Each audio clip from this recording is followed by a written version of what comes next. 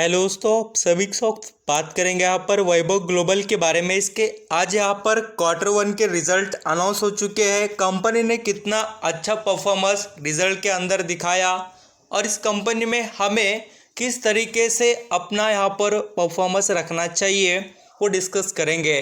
देखिए, इस कंपनी से रिलेटेड हम बहुत सी डिटेल्स अंडरस्टैंडिंग करने वाले हैं और उसके पीछे काफ़ी कुछ रीज़न भी मैं आपके आगे रखूँगा और लॉजिक भी। जो लोग इस स्टॉक में यहाँ पर लंबे समय का दाव लगाना चाहते हैं उन सभी के लिए काफ़ी बातें यहाँ पर देखने लायक रहेगी। स्टॉक आज भी 50% से ज़्यादा करेक्शन में आपके लिए दोस्तों अवेलेबल है, तो डिटेल थोड़ा देखिए, क्या पता आपके लिए ऐसा मौका क्रिएट हो जाए इस कंपनी में जो वेल्थ क्रिएशन कर कर दे दे। और इस कंपनी में उतनी एबिलिटी है क्या, वो भी हम देखेंगे। तो यहाँ पर पहले मैं इसके रिजल्ट दिखा देता हूँ। वीडियो थोड़ा लेंदी लंबा हो जाए तो आप स्पीड बढ़ाकर देखना, बट देखना अंडरस्टैंडिंग करना कि चल क्या रहा है और हमें क्या करना चाहिए। अब मैं इसके आपको रिजल्ट बता देता हूँ। वैभव ग्लोबल ने जो आज रिजल्ट दिखा है ये पूरे फिगर्स इन लैक्स में है और यहाँ पर आप देखेंगे तो कंपनी बहुत ही अच्छी तरीके से जो अपना बिजनेस है, बहुत ही यूनिक अच्छा बिजनेस है मैं आप कहूँगा। और इंडिया में ऐसे बिजनेस करने वाले 2-4 ही कंपनीज है, एक टाइटन और ये यहाँ पर वैभव ग्लोबल ज्वेलरी और यहाँ पर जो भी ब्यूटी से रिलेटेड जो चीज़ें होती है वो। अब इसके टोटल इनकम की बात करें तो यहाँ पर मैं आपको दिखा देता हूँ इसका परफॉर्मेंस कैसे रहा। तो कंपनी क्वार्टर बेसिस और ईयरली बेसिस पर वो भी चेक करेंगे। पिछले यहाँ पर 2021 में जून महीने में कंपनी ने 68,861 लैक्स का यहाँ पर इनकम किया था, वो घटकर 63,011 लैक्स हो चुका है। तो एक बात यहाँ पर आप नोट कर सकते हैं कि कंपनी का ईयरली बेसिस पर जो इनकम है वो डाउन है, बट क्वार्टरली बेसिस पर भी यहाँ पर हम देखें तो कंपनी क्वार्टरली बेसिस पर भी हमें डाउन ही जाते हुए नज़र आ रही है। पिछले क्वार्टर में बोल तो मार्च 2022 में कंपनी ने 69,387 जो कमाया था पूरा इनकम, वो अभी 63,011 ओनली हो चुका है लैक्स में। तो यहाँ पर कंपनी क्वार्टरली एंड ईयरली जून 2021-22 वहाँ पर भी डाउन और मार्च 2022 और जून 2022 दोनों में भी डाउन नज़र आ रही है कंपनी। अभी इसी का ही असर हमें जो इनकम का अभी नेट प्रॉफिट पर कैसे देखने को मिलता है तो वो भी मैं आपको बता देता हूँ। कंपनी का पूरा डिटेल्स कंप्रेसिव भी देखेंगे, पहले फॉर द पीरियड देख लेते बोल तो टैक्सेस वगैरह डिडक्ट होने के बाद कंपनी के पास प्रॉफिट कैसे बचा। तो यहाँ पर आप देख सकते हैं पिछले साल कंपनी कमा रही थी कितना 9,873 यहाँ पर लैक्स में नेट प्रॉफिट था, वो यहाँ पर हमें घटकर 1,958 हो गया है।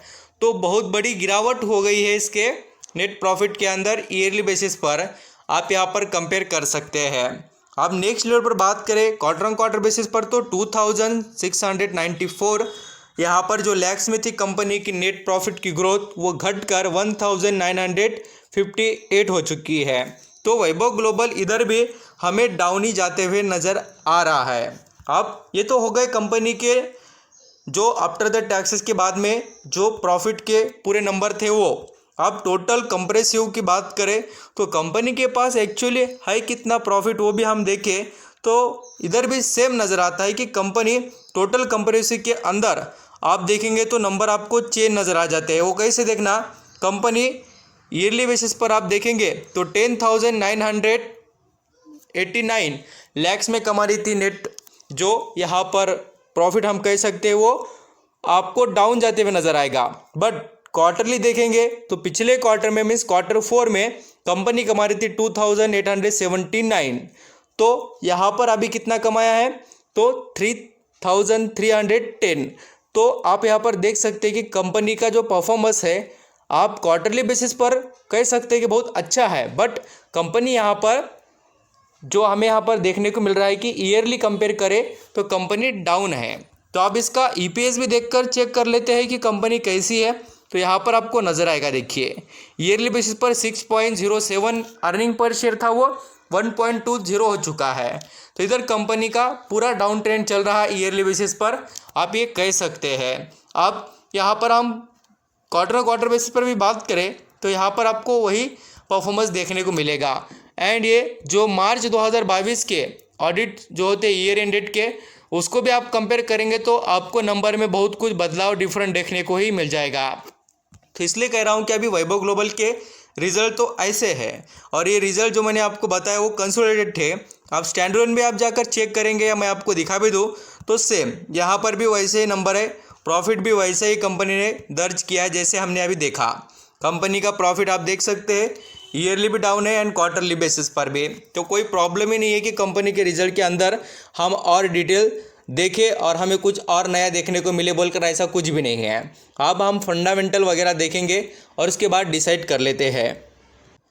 यहाँ पर आप स्टॉक प्राइस को देखेंगे वैभव ग्लोबल को, तो आपको नज़र आएगा एक साल में ये स्टॉक 60%, ऑलमोस्ट 60% दोस्तों, 60% की गिरावट बोले तो कम नहीं है। लोगों का पैसा देखना कितना कम हो चुका है।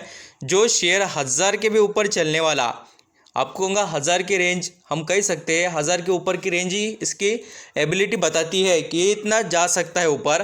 बट इसमें गिरावट आने के पीछे रीज़न भी है, क्योंकि ये कंपनी हर वक्त इसके चार्ट पैटर्न बता देते हैं कि जब भी इसमें तेज़ी आती है तो वैसी आती है और गिरावट आती है तो वैसी है। यहाँ पर आप देखिए ये तो कुछ भी नहीं है, 90% ये गिर जाता है। यहाँ पर तो 85% गिरा है। तो इसलिए कहता हूँ कि आप इस कंपनी में आपको यहाँ पर निवेश करना है तो आप यहाँ पर रिस्क फैक्टर याद रखकर निवेश करना चाहिए। आपकी मेंटलिटी बिल्कुल रहनी चाहिए कि 90% गिर सकता है, 90% गिर सकता है, तो भी यहाँ पर हम इसमें निवेश करेंगे लंबे समय के लिए तो आपको यहाँ पर रिटर्न मिल सकते हैं। अभी जो लोग पहले से इसमें खरीदारी कर बैठे उनको घबराने की ज़रूरत नहीं है। आपको यहाँ पर बता दूं कि वैभव ग्लोबल इम्प्रूवमेंट करेगा, कमबैक करेगा, इसमें कोई डाउट नहीं है। नहीं तो यहाँ पर देखिए इतना सारा पैसा कोई लगाता नहीं। एफआईएस के पास 10% अभी अवेलेबल है, डीआईएस के पास 18%, 18% है, एंड पब्लिक के पास भी 12% यहाँ पर दिखाई देता है। अदर्स के पास भी 0.19%, और प्रमोटर का तो कंट्रोल ऑलरेडी 57.96 का।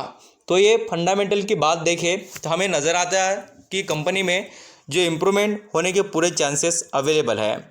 आप यहाँ पर इसके जैसे कि मैं इन्वेंट्री वगैरह आपको दिखा दूँ तो आपको यहाँ पर पता चलेगा कि इन्वेंट्री कैसी है। इसकी इन्वेंट्री बड़ी है थोड़ी। इन्वेंट्री का जो डाटा होता है हम देखें, इन्वेंट्री बोल तो क्या होता है, स्टॉक कंपनी के अंदर का माल बेचा जा रहा है नहीं है।